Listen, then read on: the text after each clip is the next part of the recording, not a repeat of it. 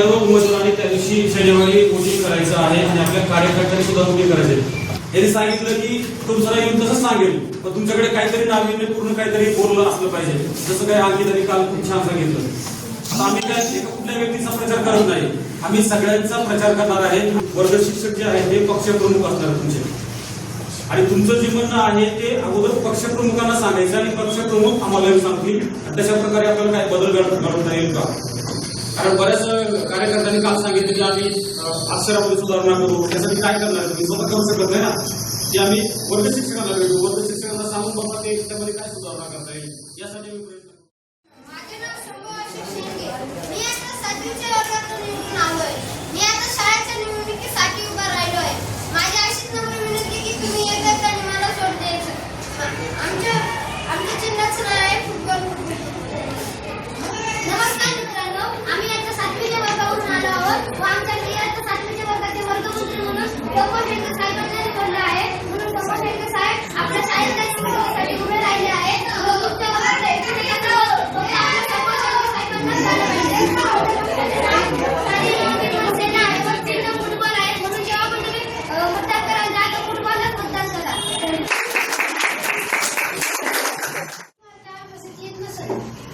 आणि शिक्षकांना घेऊन तुमची समस्या दूर करणार आहे.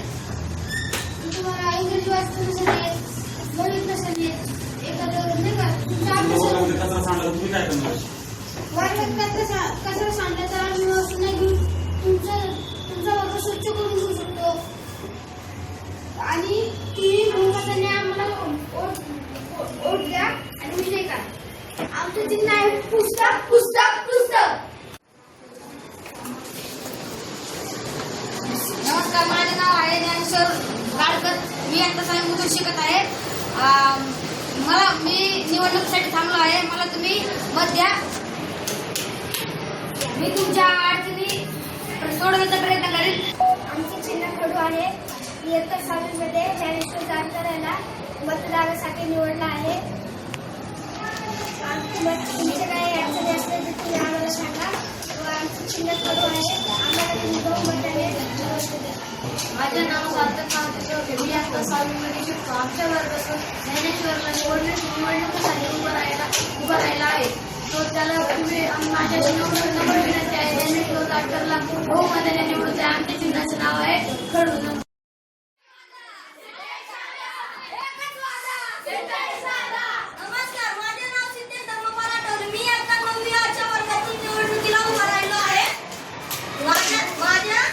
माझ्या संघटनेचे नाव एकी हेच बळ आहे. तर तुम्ही डॉक्टर या चिन्हाला वोट द्या ही माझी नम्र विनंती. धन्यवाद. नमस्कार, माझे नाव पृथ्वीराज अतुल तावरे. आमच्या पक्षाचे नाव आहे एकी हेच बळ पक्ष. तर आमच्या पक्षाकडून सिद्धेश धर्मपाल आठवले हा निवडणुकीत उभा राहिलेला आहे. तरी सर्वांनी त्याला वोट द्या. आमच्या चिन्हाचे नाव आहे डस्टर. आम्ही तुमच्यासाठी जर तुम्हाला काही प्रॉब्लेम असेल तर ते तुम्ही आम्हाला सांगू शकता. जर आमच्याकडून ते प्रॉब्लेम सॉल्व्ह नाही झाले तर आम्ही आमच्या शिक्षकांना मुख्याध्यापकांना सांगून ते प्रॉब्लेम सॉल्व्ह करू शकतो. नमस्कार, माझे नाव प्रांजल रमेश कांबळे. मी आता 9वी वर्गात शिकते. आमच्या वर्गातून निवडणुकीला सिद्धेश आठवले हा उभा राहिलेला आहे. आमच्या चिन्हाचं नाव डस्टर आहे. कृपया तुम्ही डस्टरला बहुमताने विजयी करून द्या. तुमचे काही प्रॉब्लेम असेल तर आम्ही सॉल्व्ह करू. तसंच की चित्रकलेमध्ये काही प्रॉब्लेम आहे, मास्टर आहे, तर जर त्यांना काही सांगायला वाटत असेल तर आम्ही त्यांना सांगतो. तुमचे सगळे प्रॉब्लेम आम्ही सॉल्व्ह करू. मुलींना सुद्धा आम्ही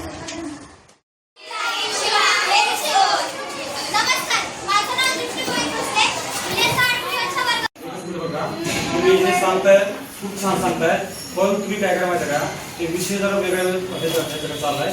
आमच्या शिक्षकांच्या माध्यमातून समजा हा विषय कोणता आहे, हस्ताक्षर सुधारता, ते कोण घेतं? बरोबर आहे. पीटीचं कोण घेतं? पवार सर घेतं. पवार सर आम्ही नवीन काहीतरी संकल्पना सांगून ते तुमच्याकडनं करून घेतो असं सांगा. तुम्ही करणार नाही हे. मी कोणाला सांगणार आहे? तुमच्या पक्षप्रमुखांना, म्हणजे तुमच्या वर्ग शिक्षकांना. खेळायचं असेल किंवा मराठीचा असेल, हिंदीचा असेल तर आमच्या शेख मॅडमला सांगू, आम्ही आमच्या दादू मॅडमला सांगूया, गुलाबी मॅडमला सांगूया. आम्ही तुमच्याकडनं हिंदीची गिनती करून घेऊया. हे करून एवढं बरंच काही सांगता येतं.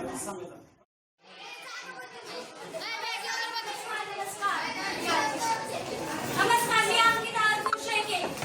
8वी ब च्या वर्गातून मी निवडून आले आहे व आपल्या शाळेच्या मुख्यमंत्री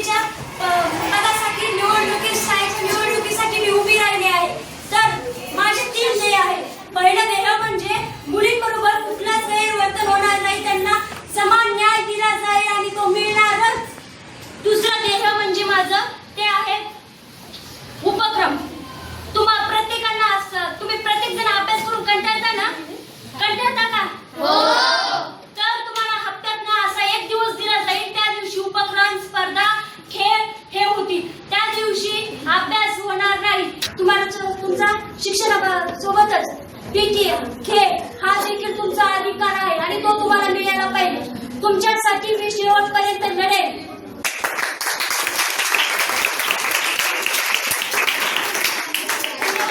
वोट फक्त पेनालाच करायचं, कारण तो आम्ही तुमच्या विकासासाठी थांबलो आहोत. आमचा एकच ध्यास शाळेचा विकास.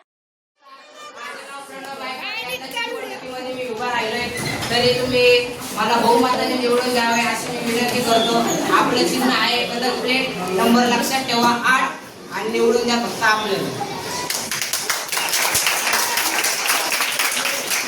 नमस्कार, मी प्रणव दादा यांचा कार्यकर्ता आहे. तरी तुम्ही सगळ्यांनी आम्हाला निवडून द्यावे ही आमची इच्छा. तुम्हाला माहितीच आहे आमच्या पेटी म्हणून कलर पेटी. तर आमच्या गटातून प्रणव काहीकडे थांबलाय, तुम्ही सगळ्यांना वोट द्या. कारण प्रणव जो आहे तो 10वीला आहे आणि बाकीचे जे तुमच्या घरातले मुली आहेत किंवा 7वीतले असेल, 8वीतले असेल, 5वीतले असेल, तर ते वैयक्तिक. नमस्कार विद्यार्थी मित्रांनो, मी सुमित दिलीप भोसले. मी इयत्ता 10वी वर्गाचा विद्यार्थी. मी माझ्या वर्गाचा प्रतिनिधी आहे व मी आपल्या शाळेचा मुख्यमंत्री या पदासाठी मी उमेदवार म्हणून उभा आहे.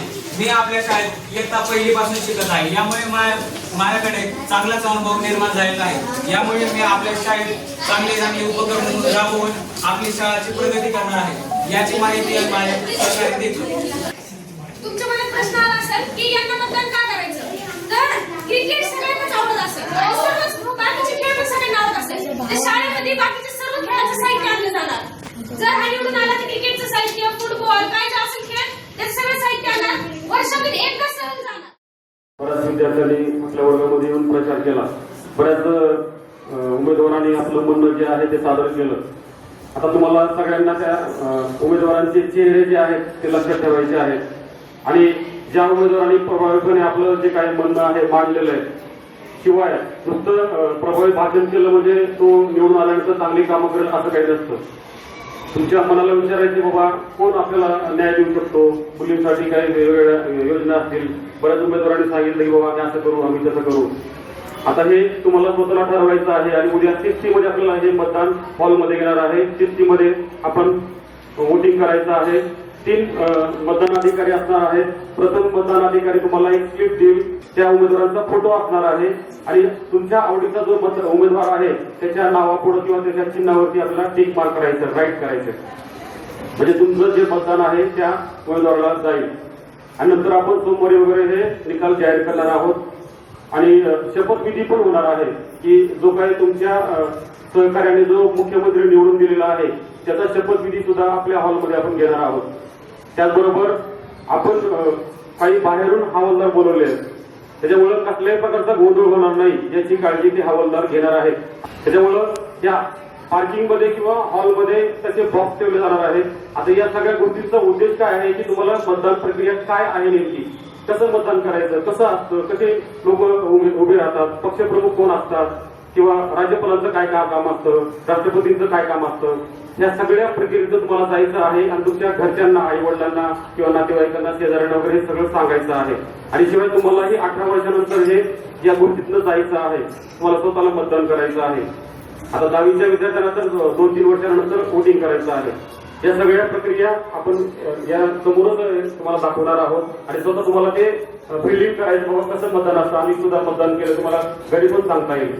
आणि कोणीही प्रचार करायचा नाही. आता प्रचाराचे म्हणजे निवडणुकीचा एक नियम असतो की ज्या दिवशी निवडणूक असते त्याच्या आदल्या दिवशी प्रचार करायचा नसतो. त्याच्यात कोणीतरी वर्गामध्ये आणि इकडे मला मतदान दे बरं का, तुला मी असं खाऊ घालतो. बरेच मुलं असं काहीतरी विचारतायत, बोलतायत मुलांना. पण कुठल्याही आमिषाला आपण बळी पडायचं नाहीये. त्या गोष्टीचा आनंद घ्यायचा आपल्याला. आपल्या सगळ्यांची शिस्त दिसली पाहिजे. प्रत्येक विद्यार्थी हा शाळेचा विद्यार्थी आहे. तुमच्या पक्षांची नावं एवढी चांगली आहेत, शिस्त सेना, विद्यार्थी सेना, विद्यार्थी आघाडी, तसं आपण वागलं पाहिजे. आणि तुमच्या सगळ्या विद्यार्थ्यांच्या सहकार्याने ही निवडणूक चांगल्या प्रकारे पार पडणार आहे. बाहेरचे काही अधिकारी लोक पण येणार आहेत तुमचं ते पाहायला वगैरे. तर आपली शिस्त मुळात दिसली पाहिजे आहे. असं म्हणल्यावर मी काय करायचं, विजय असो. सार्वत्रिक शालेय निवडणुकीचा शालेय सार्वत्रिक निवडणुकीचा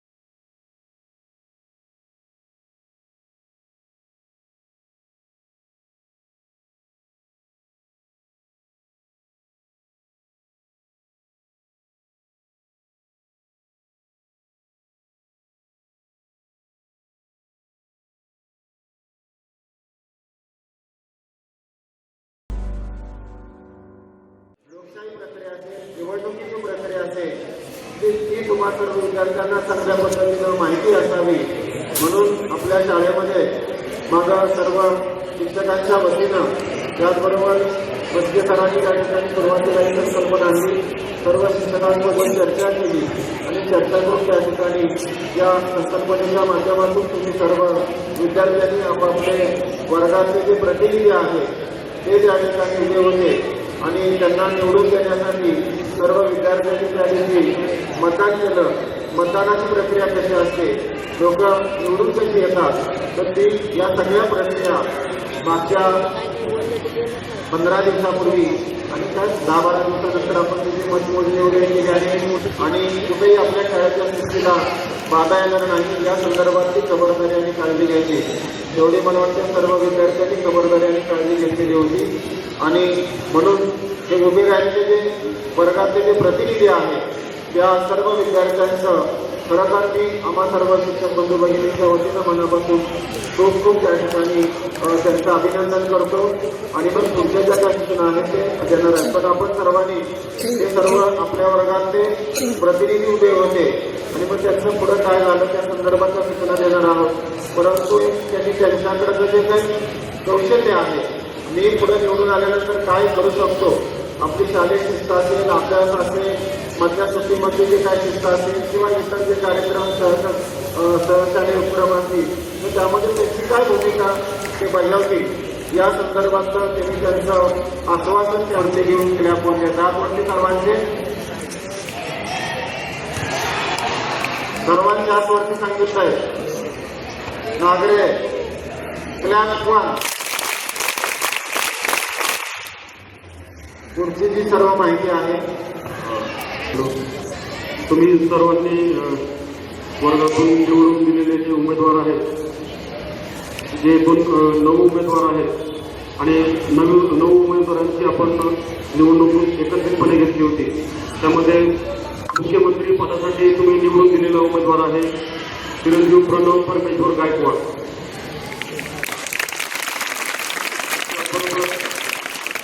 दुसऱ्या रँकिंगमध्ये सोहम कर्णे या विद्यार्थ्याला जास्त मतं पडलेली आहेत. सरांच्या परवानगीने वित्तमंत्री म्हणून कुमारी अंकिता अर्जुन शेळके इयत्ता 8वी च्या विद्यार्थ्यांना आपण मंत्रिमंडळामध्ये समाविष्ट केलेलं आहे. त्याचबरोबर अभ्यासमंत्री म्हणून इयत्ता 7वीचा चिरंजीव संभव शेंडके या विद्यार्थ्याला आपण मंत्रिमंडळामध्ये समाविष्ट केला आहे आणि याच्यामध्ये थोडासा काही बदल झाला तर आपण तुम्हाला तसं सांगणार आहोत. त्याचबरोबर सांस्कृतिक मंत्री म्हणून चिरंजीव सुमित भोसले इयत्ता 10वी या विद्यार्थ्याला आपण संधी दिलेली आहे. त्याचबरोबर सहकारी म्हणून कुमारी दृष्टी भोसले तिलाही आपण या मंत्रिमंडळामध्ये समाविष्ट केलेलं आहे. आता या उमेदवारांची किंवा मंत्र्यांची जी काही कार्य आहेत ते तुम्हाला या त्या वेळेला सांगितले जाते. प्रथम आपण मुख्यमंत्री म्हणून ज्या विद्यार्थ्याला निवडून दिलेला आहे प्रणव गायकवाड या विद्यार्थ्याचा शपथविधी या ठिकाणी होणार आहे. तर तो या ठिकाणी शपथ घेणार आहे की शाळेमध्ये ती कोणकोणती कामं करणार आहे आणि कशा प्रकारे मुख्यमंत्री पदाची शपथ घ्यावी. मी प्रणव परमेश्वर गायकवाड अशी शपथ घेतो मी माझे मुख्यमंत्री पदाचे कामकाज माझ्या सर्व मंत्रिमंडळाच्या सहकार्याने पार पाडेल. ही सर्व जबाबदारी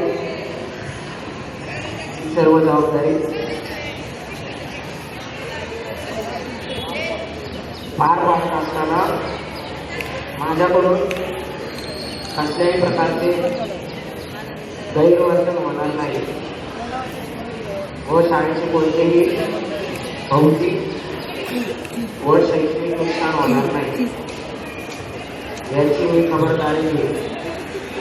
माझ्याकडे दिलेली जबाबदारी मी पूर्ण